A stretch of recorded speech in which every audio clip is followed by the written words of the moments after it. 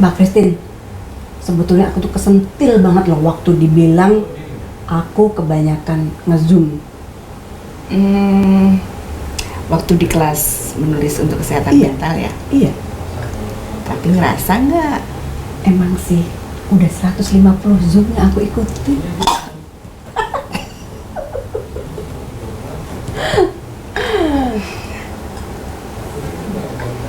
Terus hasilnya? Iya, ada beberapa yang positif, ada beberapa komunitas yang kemudian menjadi karib gitu ya. Ada yang banyak aku pelajari, tetapi apa namanya, kalau dihitung persentasenya mungkin aku hanya mendapatkan 30% lah kira-kira dari apa yang aku pelajari di Zoom itu. Nah, jadi kalau di era pandemi itu diibaratkan manusia itu seperti komputer. Ini kan sekarang ini kan kita lagi proses apa itu Defrag. itu membuang apa namanya, kita mengaudit lagi diri kita, membuang hal-hal yang tidak berguna, kemudian menemukan lagi potensi-potensi kita. Terus setelah itu baru restart, gitu kan, okay. supaya kita bisa sesudah pandemi larinya lebih kenceng. Betul. Nah, itu kan yang kita pelajari di 7 langkah menulis untuk kesehatan mental itu. Kalau Emi inget di hari kedua tuh, bahwa kita harus membuang sampah-sampah pikiran. Waktu itu gimana rasanya? Awalnya sih emang bingung, kalut apa jadi satu gitu ya, takut jadi satu.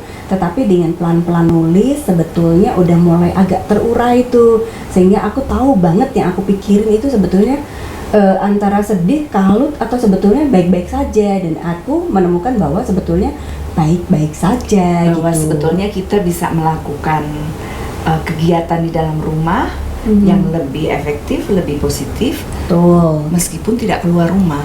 Betul. Atau Emi justru mengurung diri tubuhnya di rumah, tapi pikiran kemana-mana. Nah itu dia.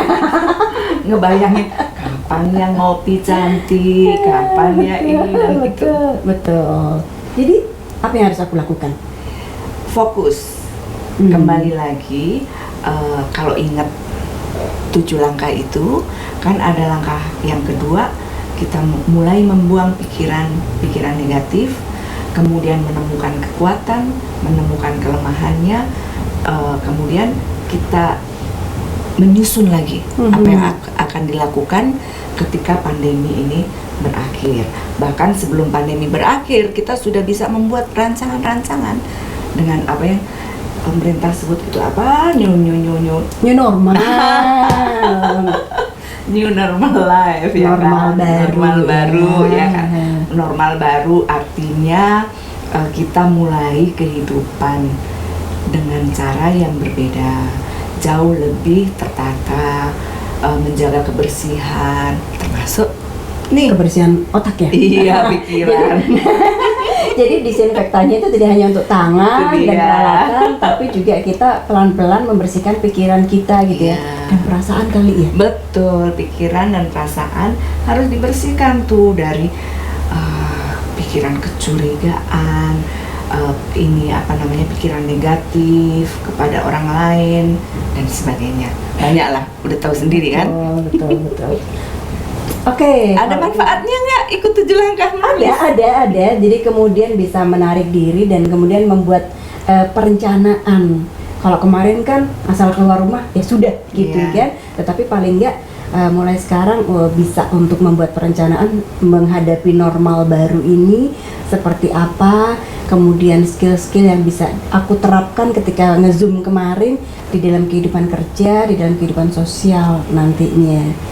Iya, betul. Kadang-kadang kita merasa kebutuhan kita itu cuma segini, secangkir kopi, Kopi ya, tapi espresso.